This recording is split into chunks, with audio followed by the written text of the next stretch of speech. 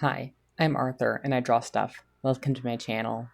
In today's video, I'm trying something a little bit different, discussing multiple designs instead of just one. As you may already be able to tell by the thumbnail, I'll be continuing my Minecraft mob design series, creating human designs for the creeper, skeleton, and zombie. I really hope you all enjoyed this new style of video. If you have any thoughts on what I could improve on for the next video, please feel free to let me know in the comments. Starting with the most iconic Minecraft mob of all, the Creeper. For him, I immediately settled on making him a little kid, with an explosive personality, because of the way that the mob will explode if the player gets too close or isn't paying enough attention and gets snuck up on. I tried to emphasize this by making him appear to look up at the viewer, and having him wiping under his nose with his hand as if he'd recently been hit in the face during a fight.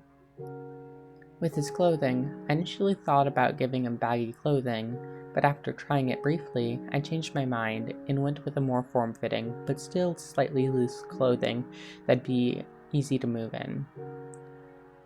I was mostly inspired by clothing that I remember wearing as a kid when going to the playground.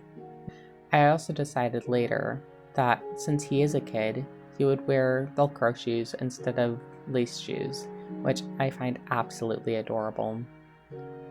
A fun fact about the Creeper that fans of the game may already know is that it was born from a coding bug while trying to get the pig into the game. The bug made the pig's torso, legs, and head appear in the wrong orientation, giving birth to the Creeper's classic silhouette. The Creeper was also intentionally designed to blend into old Minecraft's grass and leaves so it could more easily sneak up on players, hence why it's such a bright green in-game, and doesn't really blend into the modern Minecraft terrain. Several theories have been proposed as to why the Creeper explodes.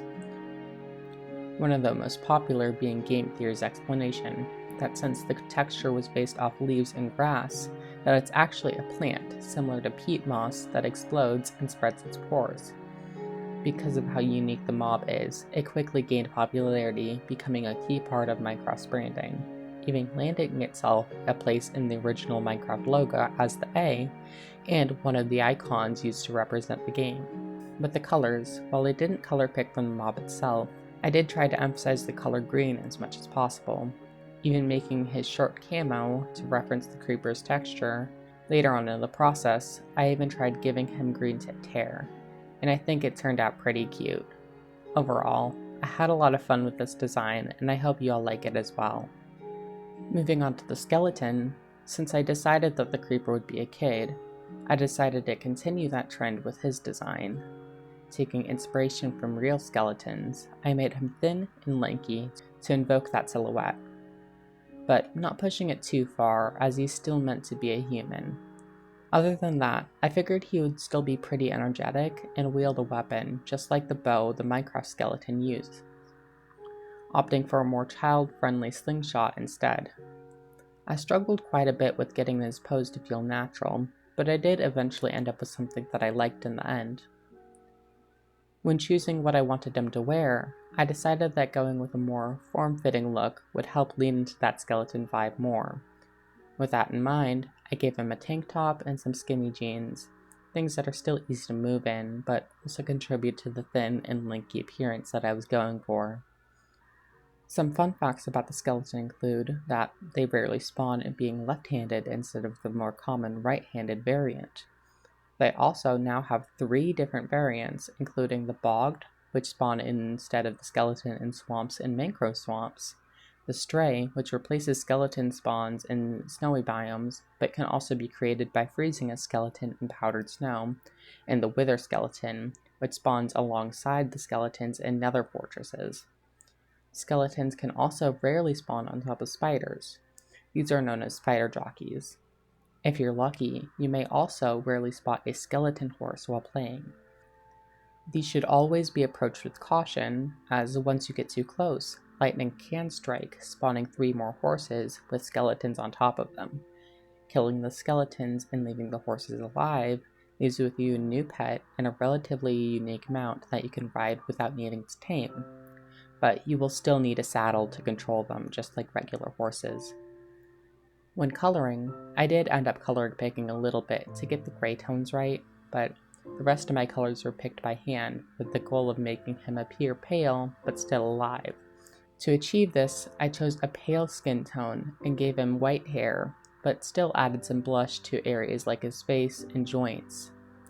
I'm honestly pretty happy with the results, but I do wish I pushed his body type to be a bit thinner.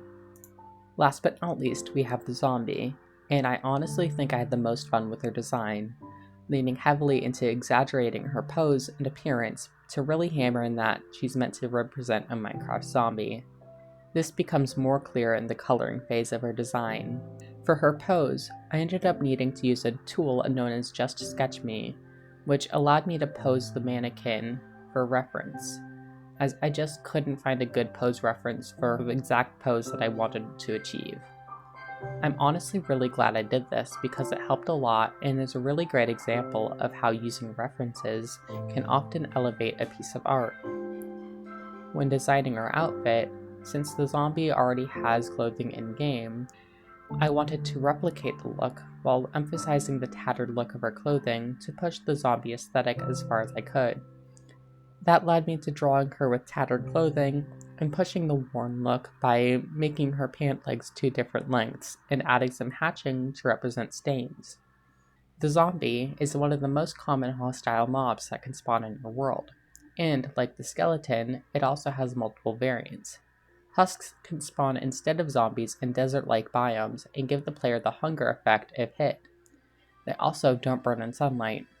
Drowned, on the other hand, spawns naturally underwater, but can also be created when the zombie drowns underwater. They actually are labeled as passive mobs because they won't attack the player if it is daytime and they are not in the water. They also have a chance to spawn with a trident, which is a throwable ranged weapon. The player also has a rare chance of obtaining the trident when killing a drowned that spawns with one. Recently, Mojang announced that they would also be adding the long dormant zombie horse to the game, adding yet another variant to the base game by having them spawn with zombies riding them while holding the new spear item. I will admit that I thought the coloring would be the easy part, since the outfit colors were already selected for me, but I did end up struggling a little bit with choosing her skin and hair color. I eventually settled on an olive tone for her skin and a slightly desaturated dark brown for her hair. I think it turned out alright, but I'd be more than happy to hear what you all think in the comments below. Thank you all so much for watching. If you made it to the end, please let me know by commenting a green heart emoji. Those took me forever to get done, so I'd greatly appreciate any feedback or suggestions on how I could improve this concept. This format was inspired by Lavender Town's videos, but I would love to try and make it my own by using your suggestions. With that out of the way, please like the video if you enjoyed and subscribe to see more. I want to release a video every month, but I can't really make any promises. Regardless of when I upload next, I hope you will be there to watch. See ya!